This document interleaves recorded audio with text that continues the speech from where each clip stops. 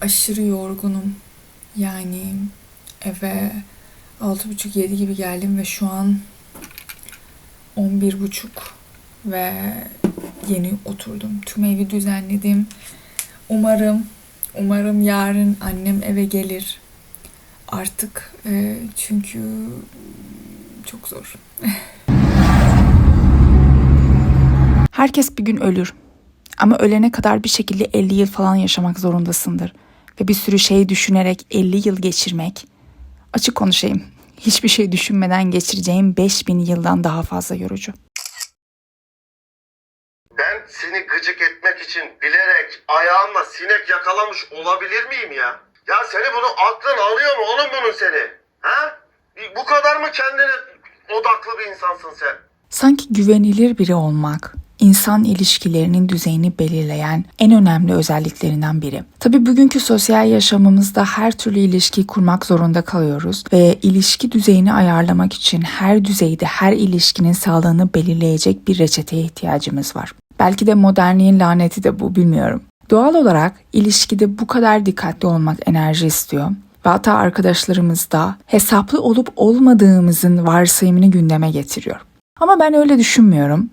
Çünkü herhangi bir ilişkinin ilk çekim duygusunu yaşadıktan sonra iki tarafın güvenilir olma meselesi etrafındaki her şey güçlenip zayıflıyor. Yani iletişim düzeyimizi belirlemek ve çevremizdeki insanlar bizi çok fazla şaşırtmamak için iletişimin yüksekliğini onların güvenilir düzeyine göre dikkatli ve tabii karamsarlıktan uzak bir şekilde ayarlamak gerekir. Bazen kendimize şu soruyu sormamız önemlidir bence. Hayatımızdaki en güvenilir insanlar kim? Ve ben de kimin en güvenilir insanıyım?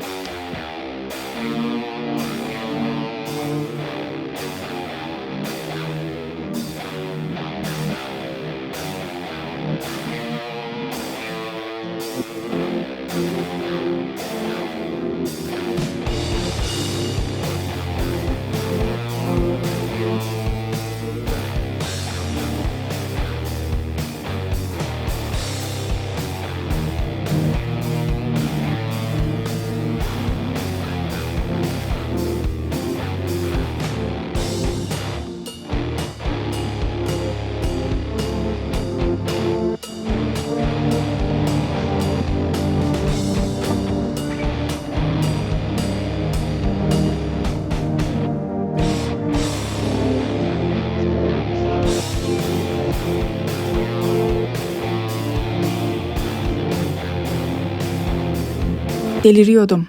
Büyüklük hezeyanına kapılmıştım fakat neşeli, zinde ve hatta mutluydum. İlginç ve orijinal biriydim. Şimdi daha makulüm ve daha sağlıklıyım. Fakat herkes gibiyim. Vasatım, sıkıcı geliyor yaşamak. Üzüntü bizi üzdüğüne pişman olana kadar üzülüyoruz. Otur.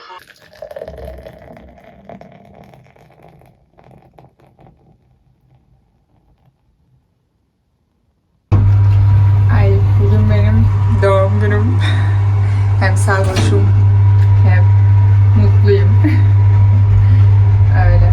Bugün 31 oldum. İnanabiliyor musunuz? Ben inanamıyorum.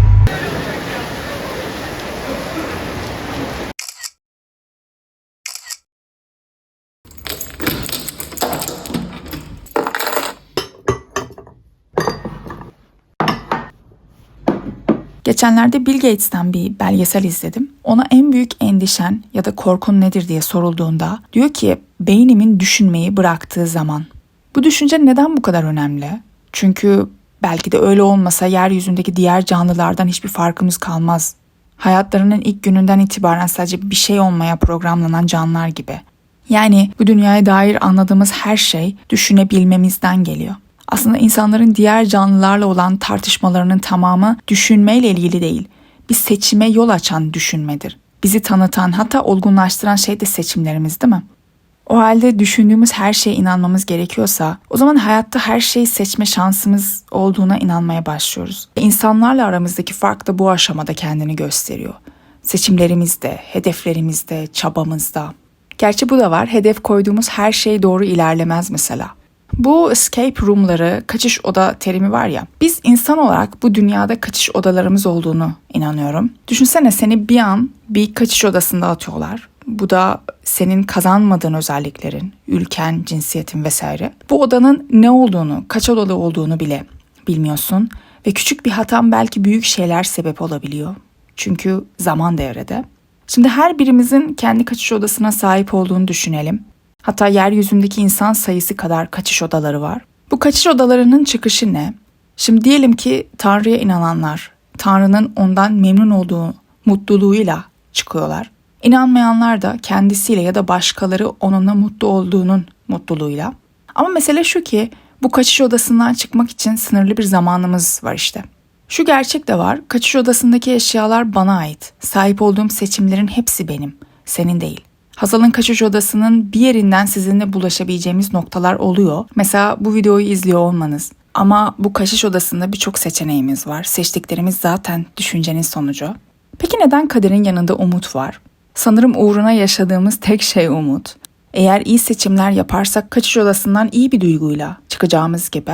Gerçi bazen bu umut insanı tek başına yok edebilir. Umutla şans verip tekrar yaralanmaya sebep olabilirsin. Ama umut ve kaderin yan yana olması, insanın kaderinde olan şeyleri umut bağlaması gibi. Yani sahip olduğun şeyleri düşünmek ve kullanman gerekiyor demek. Ben umudu bu şekilde görüyorum. Umudumu amacıma ulaşmak için yapabileceğim şeyler bütünü olarak görüyorum ve dünyanın kuralları diyor ki eğer bunları yaparsam kesinlikle hedefime ulaşmış olacağım. Eğer dünyanın kurallarına inanmazsak bu dünyada hiçbir şey yapamayız. Mesela ben 2. üniversiteye başladım. Çünkü ders çalışmakla daha yüksek bir yere, daha yüksek bir hedefe varmayı umuyorum. Dünyanın kuralları diyor ki eğer doğru seçimler yaparsan, elindeki imkanları kullanırsan onlara ulaşmayı umut edebilirsin. Ama ortada hatalar da yapabilirsin, yani bu seçenek de var. Yani 10 sene oturup neden bana bunu dedi, neden bunu yaptı, neden bir şey yapmadı diye düşünebiliriz. Ama bu süre doluyor. Bu ilerleyen zaman kendisiyle birlikte bir şeyleri de yakıyor saniyeler içinde. Hatta şimdi insanın benim için en ilginç olan tarafı da hiçbir şey yapmamaya karar vermesi. Bir şey yememeye, kendi ölümünü hazırlamaya, yanlış olduğu bildiği şeyler yapmaya, kendi kaçış odasında oturup neden çıkayım ki, bir hedefim olmasa da olur demeye. O yüzden dünyamızdaki her şey zamanla hapsolmuş. Eğer bir hedef belirliyorsam endişelenmem gereken ilk şey aslında zamandır. Ne kadar zamanım olduğunu bilirsem istediğim birkaçını yapabilirim ki. Mesela 20'li yaşlarımdayken yapmak istediğim bir sürü şey vardı ama acaba hepsinde uzmanlaşmak için zamanım yeterli miydi? İşte kimliğimizi bulmak için Maslow'un piramidine bakmamız gereken yer de tam burası. İşte bu piramit kimlik bulma meselesi, kendini nerede yerleştirmek ve nerede görmek ve insanların da seni nerede görmek istediğini göstermek için çok harika bir çalışma. Bazen kendi kendime şunu soruyorum. Bu kaçış odasından çıkmak istediğimde nasıl hissetmek istiyorum? Çünkü bizim seçimlerimizde bu kaçış odaları değişiyor. Birini hayatından çıkardığında kaçış odandan da çıkartıyorsun. Zor zamanında bir gün ondan yardım dileme seçeneği de gitmiş oluyor mesela. Benim kaçış odamda seçebileceğim 100 yol daha, 100 kader daha var. Yani hata yapabilirim ve dünyanın kuralları şudur ki eğer hata yaparsam sonucu da hemen görebiliyorsun. Şimdi mesele şu ki bu döngüde bir simitle de hayatta kalabilirim. Ama her hayatta kalmak da bir yaşamak mı?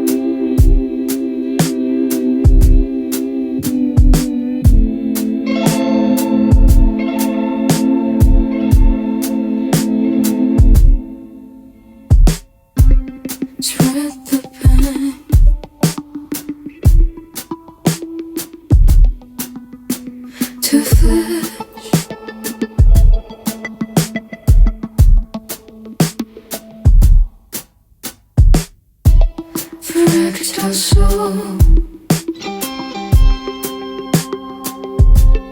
You may blend.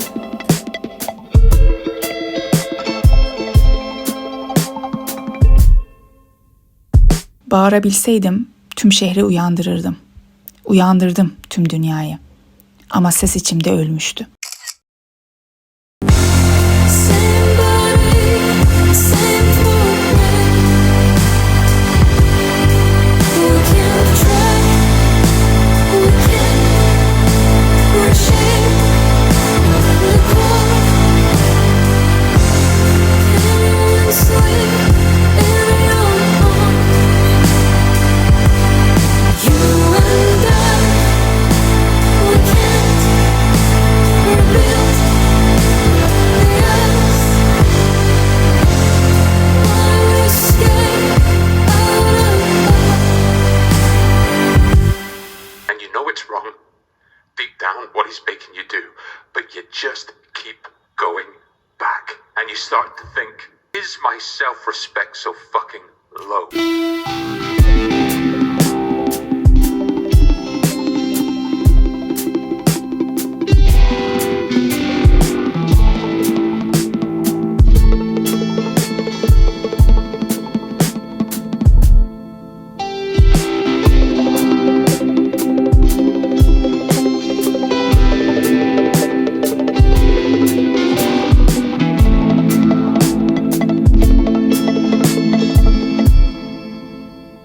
Sen bir ayrılık yaşadın. Halihazırda bir yoksulluk yaşıyorsun şu anda. Geriye bir tek ölüm kaldı. Eğer ölürsen zincir tamamlanıyor kardeşim.